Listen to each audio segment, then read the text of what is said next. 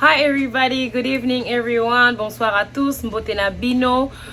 C'est votre teacher Stephanie, okay? Your favorite Congolese teacher. Teacher na bino ya lingala ya anglais facile. Mikolo na zuba requête misusu na bonotangisa lingala. Mutu yo ko exploser nga pa manzambe na nga na zaka na cerveau moko bolimbo sanga nini. Mais j'aime vraiment, c'est ma passion, j'aime vraiment enseigner. Alors quand j'ai commencé ces enseignements, c'était comme une blague, jusqu'à ce que les gens, vous là, vous, mes téléspectateurs, vous m'avez vraiment motivé. Votre soif d'apprendre, de poser des questions m'a motivé à prendre ces cours au sérieux. D'ailleurs, bientôt, nous aurons des cours en face, en personne, ici à Portland, Maine. Je vais vous annoncer, pour ceux qui sont ici avec moi à Portland, vous allez beaucoup bénéficier parce que vous allez me voir, enfin. Et vous allez travailler ensemble avec moi. Pour ceux qui sont loin, nous allons continuer sur Zoom. À moins que vous voulez voyager et venir étudier ici. Anyway, aujourd'hui, nous allons parler de pronoms possessifs, ok? Nous allons aussi mélanger avec le déterminant possessif à la fin de la vidéo. Continuez à regarder jusqu'à la fin. Ne vous arrêtez pas au milieu d'une vidéo parce que c'est tout un syllabus que j'ai créé pour vous enseigner et pour partager avec vous. Alors, continuez à regarder la vidéo parce que nous allons parler des pronoms possessifs et les déterminants possessifs. Je vais lire mes notes pour vous montrer ou pour vous donner la signification ou la définition de pronoms possessifs. Alors, nous utilisons de pronoms possessifs pour désigner, ok, désigner ou attribuer une personne ou deux personnes ou une chose ou deux choses spécifiques appartenant à une personne ou soit un animal ou soit à des animaux, ok? Nous utilisons les pronoms possessifs pour montrer l'appartenance. Et là, ici, the belonging, si tu veux montrer ça nani, on peut utiliser le pronom possessif, ok? Nous avons des pronoms possessifs et nous avons des déterminants possessifs. Je vais faire une deuxième vidéo sur les déterminants possessifs. Je vais vous donner un exemple et la différence. Alors, quand on parle de pronoms possessifs, on voit mine, yours, his, hers, ours, yours and theirs. Mais quand nous parlons des déterminants possessifs, nous avons my, your, his, her. Ce n'est pas hers, c'est her, our, your and their. Alright? C'est ça la différence. Quand on parle de pronoms possessifs, nous avons mine. Ce que nous avons ici. Mais quand nous parlons de déterminants possessifs, là nous parlons de my, alright? La différence entre le pronom possessif et le déterminant possessif. Le déterminant possessif, je vais prendre un bic rouge. Le déterminant possessif se fait suivre d'un nom, ok? Mais le pronom possessif ne se fait suivre jamais d'un nom, alright? I hope it's clear. Par exemple, je ne peux pas dire it's mine book, no. Quand on parle de mine, on s'arrête là, on n'ajoute rien après. Mais quand on parle de my, là on peut ajouter quelque chose. It's my phone, it's my house, it's my car. That's the difference. Alright? Tu ne peux pas dire it's mine car. No, it's not mine car. Déjà quand il y a mine là, tu veux dire c'est le mien, ok? Ou la mienne si c'est une femme. Donc tu ne peux pas ajouter encore c'est la mienne voiture, c'est la mienne maison. Non. C'est ma maison. Quand on parle de ma maison, c'est ma maison, ok? Ma maison. Mais quand on parle de mine maison, c'est la mienne maison. Ça n'a pas de sens. Alright?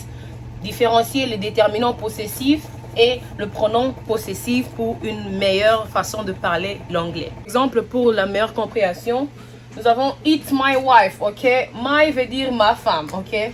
Ma femme, c'est normal.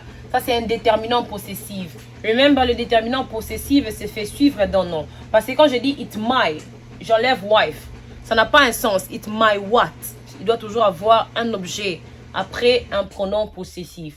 Mais si je dis it's mine wife, it does not make sense. Parce que quand je dis it's mine wife, là, je dis c'est le mien femme ou bien c'est la mienne femme. Ça n'a pas un sens, ok? Alors, quand vous utilisez le pronom possessif, n'ajoutez jamais un nom à la fin. Mais quand c'est un déterminant possessif, vous pouvez ajouter un nom. Si je te demande, whose house is this? Tu peux dire, it's my house. Ok? Quand tu parles de my house, là, tu as utilisé les déterminants possessifs. Tu n'as pas utilisé les pronoms possessifs. Mais quand je te demande encore la même question, whose house is this? Tu peux directement dire tout court, it's mine. Tu t'arrêtes là. N'ajoute jamais un nom après un pronom possessif. Alright? Maintenant, vous avez déjà le pronom ici en français. Je veux juste vous le montrer en anglais. Quand on parle de mine, c'est la première personne du singulier. le mien ou la mienne. Si c'est au pluriel, tu ajoutes juste les S là en français, mais en anglais, ça ne change pas. Alright? L'anglais reste statique. Ok? Ce sont des pronoms réguliers. En français, vous avez beaucoup de pronoms irréguliers. Ça change trop. Et quand on parle de yours, yours c'est la deuxième personne du singulier, mais nous avons aussi yours, la deuxième personne du pluriel. Pour différencier les deux yours, tu vas savoir la réalité qui est devant toi, ok? Par exemple, si je parle de yours, si j'ai une personne devant moi, c'est un singulier. Mais si j'ai 2 ou 3 personnes, je peux aussi utiliser yours parce que c'est la deuxième personne du pluriel. Pour leur identifier, it's yours, ok? This house is yours. Donc, il y a bino, ok?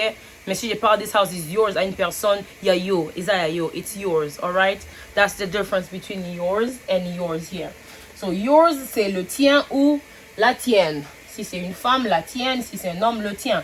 Il y a des gens qui apprennent directement les français ici, les lingala, l'anglais. Moi, je vous enseigne plus l'anglais, ok? Pas vraiment les français, mais si tu as la chance d'apprendre mon petit français, vas-y. Sois libre, soyez libre. Alright, quand on parle de la troisième personne du singulier, on a his and hers, alright? Quand on a his, veut dire le sien. C'est le sien. Si c'est une femme, c'est la sienne. C'est pour elle, il y a moi aussi. Et quand on descend vers la première personne du pluriel, on voit ours. Il y a biso, ours. Le nôtre, si c'est pour le féminin, la nôtre.